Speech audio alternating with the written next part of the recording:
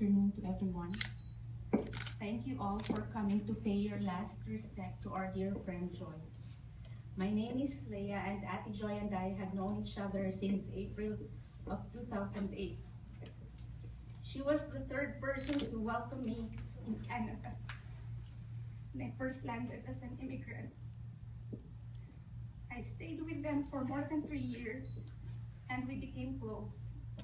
I became known as her favorite cook and her event organizer. And now, for the last time, I was appointed by our friends to speak on behalf of all of us. Ate Joy, also known as Jocelyn, Dayday, Inday Jot, and Ate Joya, to some of you, was born and raised in Tacloban, Leyte, Philippines. Her mom was a teacher and her father was a second lieutenant in the Philippine Constabulary. She's the middle child with 2 sisters and 2 brothers. She started her career as a medtech in the Philippines. She then worked as an overseas worker in King Khalid Hospital in Saudi Arabia.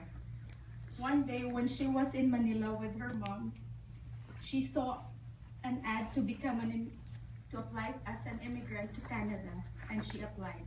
She landed in Ontario, Canada on May of 2001, where she started her colorful life. Speaking based on my personal interaction with Ate Joy, and I'm sure most of you will agree that she's very friendly. She's well-liked by everyone because of her disposition. She's the kind of friend who will be there for you when you need her. Sometimes we tell her that it is also her Achilles heel because she would sacrifice her own time, effort, and even her health just to help others. She can be very volatile sometimes, but never held grudges with anyone. She was always fair to all her friends and treats all her family and friends equally. She's very passionate in every way, in love, faith, and even learning new things. I remember when she asked me to teach her how to make chicken biryani. When she knew how to do it, she would cook it every week, and to the point of us getting tired of eating it every day. Some other dishes that she learned and specialized in were crepe, breaded chicken, and buko pandan. I'm sure you've tasted the buko pandan during her birthday celebration. She was also extremely loving to her family. Her family relied to her for strength. She was the glue that bound them together when their mom passed away. One of her greatest personal achievement, I would say, was when her nephew became a registered nurse through her financial support.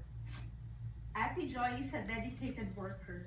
She's well organized and tidy and well liked by her co-workers. One of the greatest milestones of her career was when she became a registered MLT in 2009. She may be impulsive at times, but never a quitter. One memory that illustrates this was when she applied and got accepted as an MLT in London, Ontario. At first, she was enthusiastic, but after a while, she got homesick. When it was time for her to drive to London every Monday morning, she would cry. But she did not quit. She still finished the contract. Another fervent goal that she had in mind was to serve in the Canadian Armed Forces. The desire was strongly influenced by her deceased father, who was in the military before.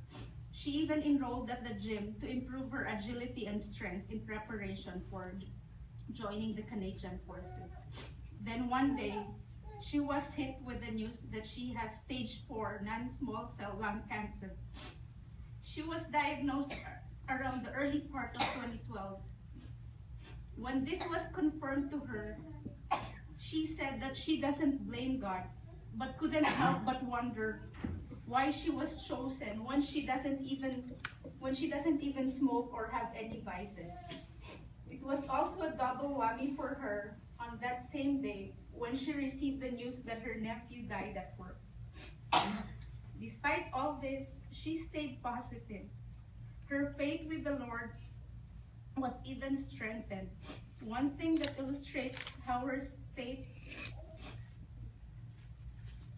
was when she approached me to accompany her to a pilgrimage to Quebec City to see the Holy Door last December.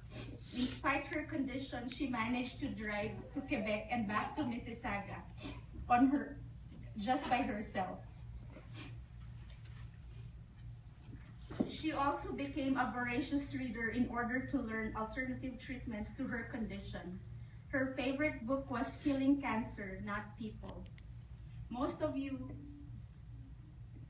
It may be a surprise to most of you to learn of her sudden death, but it was not so sudden. She was able to beat cancer for 3 years. In fact, her doctors were surprised that she lived this long. She is, as I quote them, an isolated case. Just like her character, a very special case. How she did it will always be a mystery.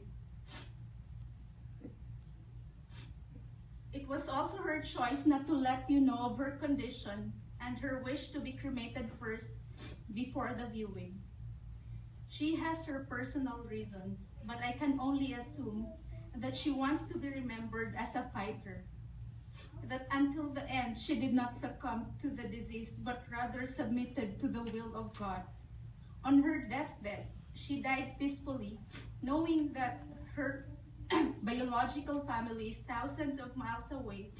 She has her friends with her. She wants us to remember her optimism,